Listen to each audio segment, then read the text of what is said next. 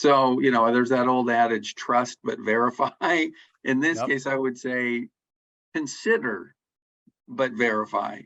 Yeah, I think that's exactly right. I mean, we see kind of shortfall. It doesn't do particularly good with specific stats and data points.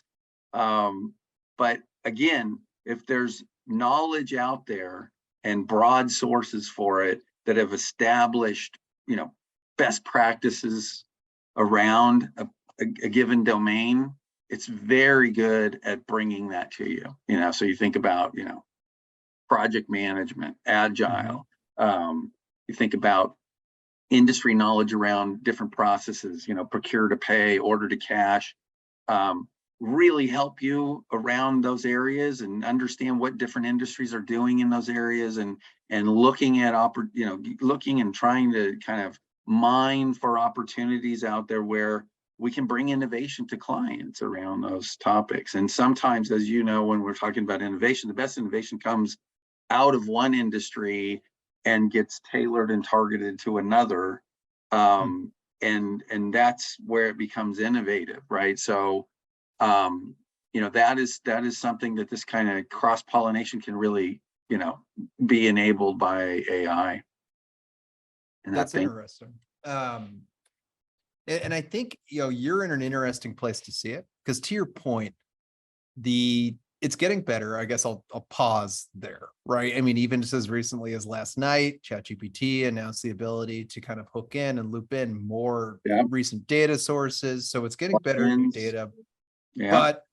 But at its core, I mean, I think still today, the technology is best for something that's not brand net new. Again, high level strategy, right? Like you said, quote to cash, order processing, things like that. So obviously, as someone in the strategy side, I think it's interesting to see how we can synthesize so much information and truly being the best. Like, we can be confident in saying this is the research of a million articles, and we can tell you this is how you do whatever process that is, right? It gives us that confidence, and That's right. no human could have had before. Right. So to that point, curious, I guess, if you have any examples then of bringing this out to clients, or working with clients, or embracing some of this new technology, and what that kind of looks like in the real world outside of the magazine articles. Yeah, I mean, real world again. I mean, just for example, making sure you've really explored all the opportunities for automation within a process flow, for example.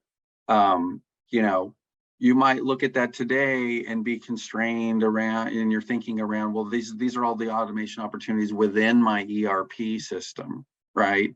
But then, you get a list back maybe, and maybe item number 5 on that list is RPA, for example. And you're like, oh, you know what? That needs to be, here's why that applies here at this client. They've got a high volume of work that they're taking in and out of the system in order to accomplish a task here and keep things moving, whether that's around invoicing or whatever they're doing. And we could cut huge amounts of time and mistakes out of this by just layering on a little bit of our RPA into that solution. So that's a good example. Getting that back, just having that kick back, and maybe it again got us out of the box, right? Just that little trigger gets us out of the box and into an innovative space where we could really create a differentiated opportunity for the client. It's a true partner. I mean, it's the ability to bounce ideas essentially off of somebody 24/7 you're bouncing ideas of somebody that's basically a genius when it comes to previous information, right? Yeah. Or everything else. Yeah. I mean, what a resource. Right.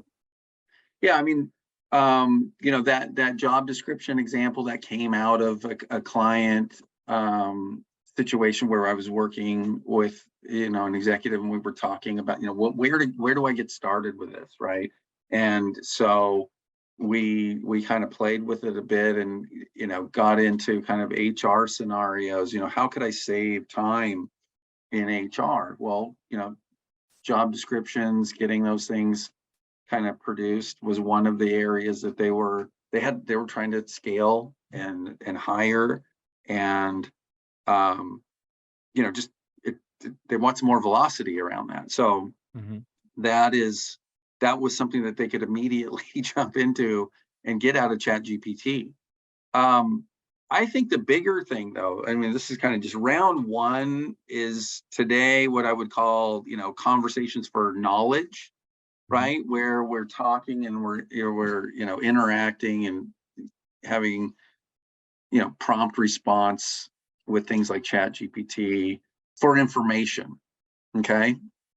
And while I think that's fantastic for all the reasons that we mentioned, what I'm really excited about is what comes next, which is what I would call, AI driven conversations for action. And that is where it goes from, telling us, sharing with us information about what we might do, to being able to do for us what we know how to do or what we might not know how to do.